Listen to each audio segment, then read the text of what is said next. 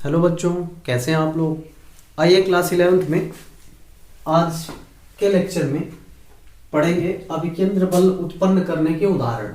ठीक है, समतल गति चल रहा है जैसा कि आप जानते हैं, तो उसमें अभिकेंद्र बल उत्पन्न करने के कौन कौन से उदाहरण हैं। तो अब उदाहरण हमने बताया था, बट उस पर कुछ डेरिवेशन भी हम करेंगे। डेरिवेशन किस चीज का करेंगे कि अगर मोड़ पे साइकिल मुड़ती है या मोड़ पे गाड़ी मुड़ती है तो वह कितने डिग्री पे झुकती है, झुकना चाहिए उसे ताकि वो आराम से मुड़ जाए। तो वो हम लोग कोण निकालेंगे। ठीक है, और उसके बाद से कितना अधिकतम वेग होना चाहिए मोड़ पर ताकि वो आराम से मुड़ सके। तो ये भी, इसके लिए भी हम लोग फार्मूला निकालेंगे। यहाँ पे एक चीज मैं बता दूं आप लोगों को कि जब कार या साइकिल सड़क पर स्ट्रेट लाइन में चलती है तो साइकिल के चक्के और रोड के बीच में घर्षण बल लगता है। जब वो मोड़ पे जाती है तो घर्षण बल ही किस में बदल जाता है, अभिकेंद्र बल में। ठीक है, अभिकेंद्र बल में बदल जाता है।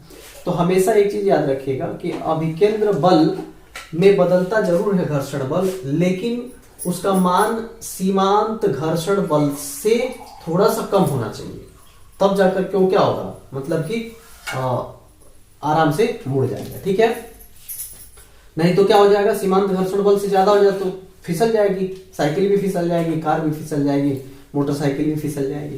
क्योंकि पढ़ाया गया, आपको पता है कि सीमांत घर्षण बल से ज्यादा जब हो जाता है तो वो वस्तु जो है क्या होती है, सरकना स्टार्ट हो जाती है। जैसे कि आप किसी ऐसे मतलब अगर कोई मान लीजिए कि सरकने वाला सतह हो, ठीक है, इस तरह का लाइक एस, तो इस तरह का अगर मान लीजिए कोई सतह हो और इस पर कोई ये गुटका रखा हुआ हो लकड़ी का, तो ये कब फिसलेगा। मान लीजिए कि इस तल और इस गुटके के बीच में घर्षण बल लग रहा है, तो घर्षण बल किधर लग रहा है, विपरीत दिशा में लग रहा है, और इसके भार के कारण जो बल लग रहा है वो इस दिशा में लग रहा है। तो भार इसको नीचे ले जाना चाहता है, घर्षण बल इसको सरकने नहीं दे रहा, विपरीत दिशा में लग रहा है। ठीक है, यानी कि एफ एस इधर लग रहा है और एफ इधर लग रहा है। ठीक है, तो जब ये एफ एस मतलब ये सीमांत घर्षण बल से अगर ज्यादा बल ये हो जाए तो ये सरकने लगेगा। ठीक है ना, तो सीमांत घर्षण बल से ज्यादा मतलब नहीं होना चाहिए आपका जो है, जो अभिकेंद्र बल काम कर रहा है मोड़ पे। ठीक है, तो यानी कि अगर सीमांत घर्षण बल से ज्यादा होगा तो क्या हो जाएगा, गाड़ी साइकिल फिसल जाएगी मोड़ पे, मोड़ने के बजाय। तो आइए जो है इसमें एग्जांपल ले लेते हैं, साइकिल सवार का साइकिल सहित मोड़ पर झुकना। जैसे आप ही चलते हो तो अनुभव करना कि जो सड़कें होती हैं तो जहां मोड़ होता है वहां ढालान ऐसे बना होता है, ढालान बना होता है, हल्का सा ढालान होता है। और जब साइकिल वहां मोड़ी जाती है तो साइकिल सवार अपने शरीर को भी झुकाता है उसी दिशा में। ठीक है, तो ऐसा क्यों करता है, देखिए हमने एक जो फिगर भी बनाया साइकिल का, आप समझने का प्रयास करेंगे कि ये जो है ये आपका ये साइकिल है और ये साइकिल का आपका पहिया है, ये दिख रहा होगा ब्लैक कलर का। ठीक है, अब ये मोड़ पे मुड़ रही है साइकिल। ठीक है, तो अब देखिए जो इस पे बैठा होगा, ठीक है, साइकिल सवार, तो उसके साथ वो साइकिल के साथ अपने शरीर को भी क्या करेगा, झुकाएगा। तो देखिएगा, ध्यान से समझिएगा इस चीज को कि ये साइकिल ऐसे ऐसे झुक करके और मोड़ पे मुड़ेगी। ठीक है, तो होगा क्या यहाँ पर कि ऊर्ध्वाधर से, मान लेते हैं ऊर्ध्वाधर से ये कितना कोण पे झुक गई है, थीटा कोण पे झुक गई है, अपने आप को झुका ली, मतलब साइकिल सवार झुका लिया है अपने शरीर को भी और साइकिल को भी, कितने कोण पे, थीटा कोण पे, ताकि इजिली वो क्या करे, वृत्ताकार पथ पे वो चल सके। ठीक है, मतलब साइकिल वृत्ताकार पथ पे जा सके कुछ देर के लिए, जिस समय अभिकेंद्र बल काम करने लगे। ठीक है, तो ये आपका पहिया है। ठीक है, अब देखिए जो यह हैंडल है, ठीक है, तो ये देखिए घर्षण बल जो लग रहा है वो तो ये यहाँ चक्के के पास लग रहा है, लेकिन अब देखिए जब साइकिल ऐसे झुक गई है साइकिल सवार के साथ, तो देखिए जो इस पे बल लग रहा है ना यहाँ पे, तो अब देखिए ये रोड जो है यहाँ है, ठीक है, और चक्का यहाँ है, तो इसके बीच में घर्षण बल लग रहा है, तो घर्षण बल यहाँ लग रहा है। ठीक है, घर्षण बल यहाँ लग रहा है और इसका प्रतिक्रिया बल किधर लगेगा, ऊपर की तरफ लगेगा। तो प्रतिक्रिया बल कहाँ लग रहा है, आर लग रहा है। जैसे मान लीजिए यही साइकिल सीधी होती, तो ये साइकिल सीधी होती तो देखिए इसके चक्के और रोड के बीच में ऐसे लगता, मतलब इसके भार के कारण जो बल लगता वो इस तरह से लगता। लेकिन इस समय जो साइकिल और इस पे बैठे मनुष्य कि भार के कारण जो बल लग रहा है वो यहाँ पे लग रहा है और इस दिशा में लग रहा है, इस दिशा में लग रहा है, ठीक है, मतलब इस कोने पे लग रहा है। तो आप समझ सकते हो कि इसका प्रतिक्रिया बल इधर लगेगा R।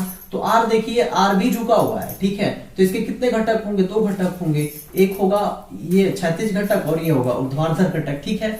तो अब देखिए ये मान लेते हैं कि साइकिल सवार जो है अपने साइकिल को, अपने शरीर को थीटा कोण झुकाया है ऊर्ध्वाधर से, ये क्या है, ऊर्ध्वाधर है, ठीक है, ऊर्ध्वाधर से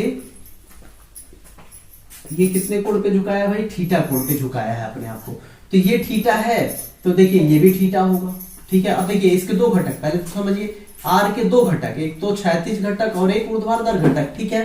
तो अब देखिए जो क्षैतिज ऊर्ध्वाधर घटक है ये थीटा कोण बनाएगा, क्यों, क्योंकि देखिए जो ऊर्ध्वाधर घटक, ये जो ऊर्ध्वाधर रेखा है यहां से थीटा कोण पे झुका हुआ है साइकिल, तो ये थीटा है तो ये भी थीटा होगा, क्यों, क्योंकि देखिए अगर ये एक लाइन खींचेंगे ना सीधा सीधा तो ये दोनों पैरेलल लाइन होंगी और ये ट्रांसवर्सल लाइन है, मतलब तिर्यक रेखा है, तो ये क्या हो जाएगा, अल्टरनेट एंगल हो जाएगा, या एक रेखा पर एक साइड में बना हुआ कोण आप मान सकते हो, ठीक है, तो थीटा हो जाएगा। अब देखिए R के 2 घटक, एक ऊर्ध्वाधर घटक, तो देखिए थीटा से लगा जो भुजा होता है वो कॉस में होता है, तो क्या हो जाएगा, R cos थीटा हो जाएगा, ठीक है।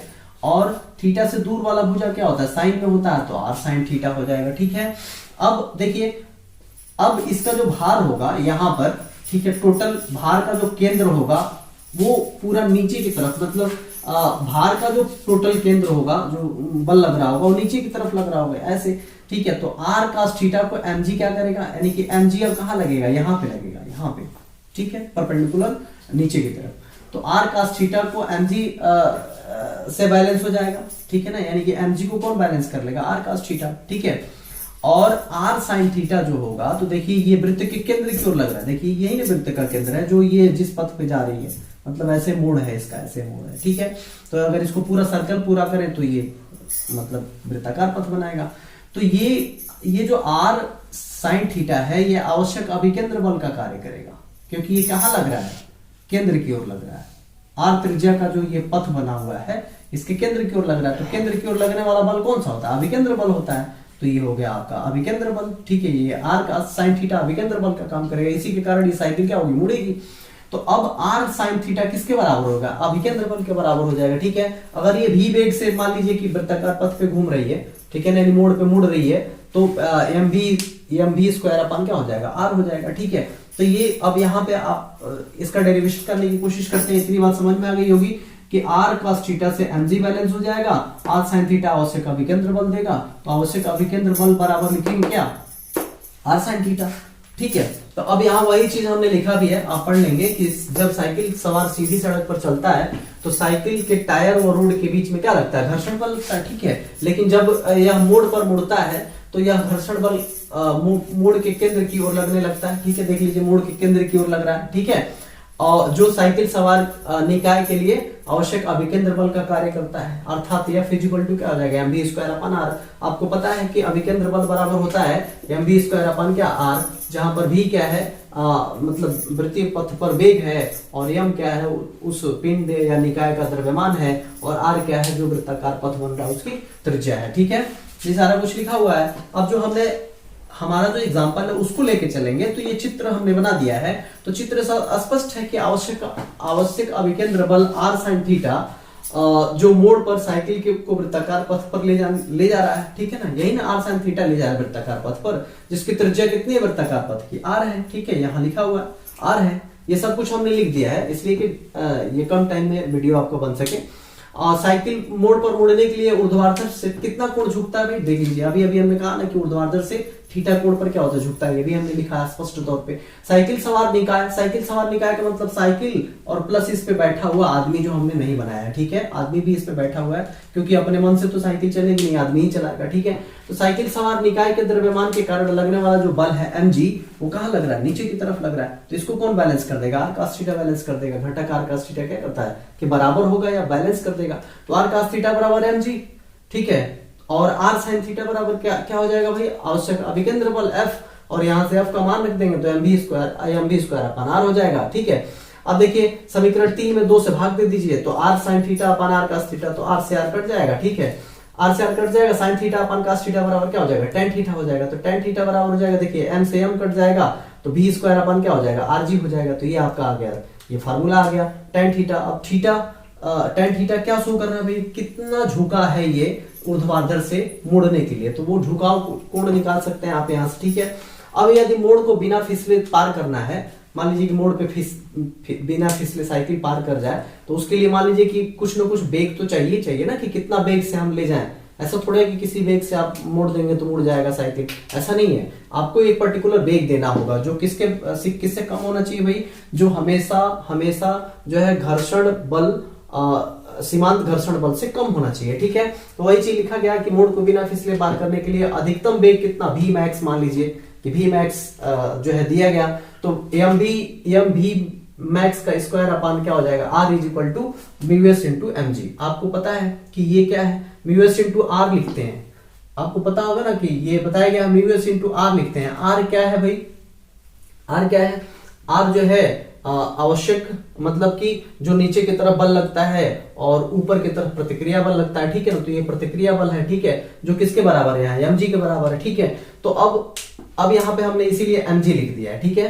तो म्यू एस इंटू mg एक तरह से सीमांत घर्षण बल कह सकते हैं इसको, ठीक है ना, सीमांत घर्षण बल के लिए लिखते हैं इस तरह से। अब देखिए तो यहाँ m से m कट जाएगा, m से m कट गया, और v मैक्स का स्क्वायर, तो v मैक्स का स्क्वायर इज इक्वल टू क्या हो जाएगा, इधर क्रॉस मल्टीप्लाई करेंगे तो mu S into R G हो जाएगा।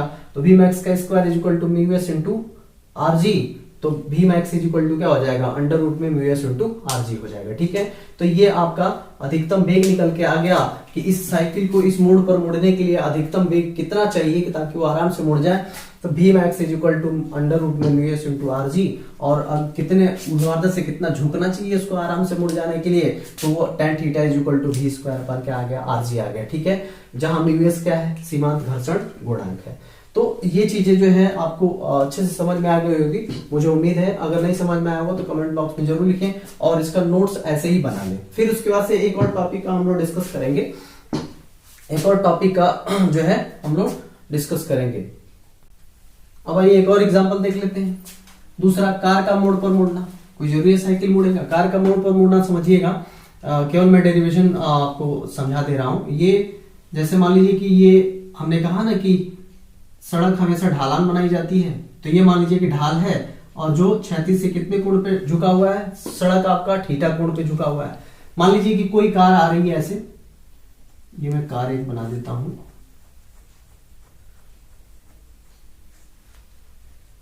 ये कार है,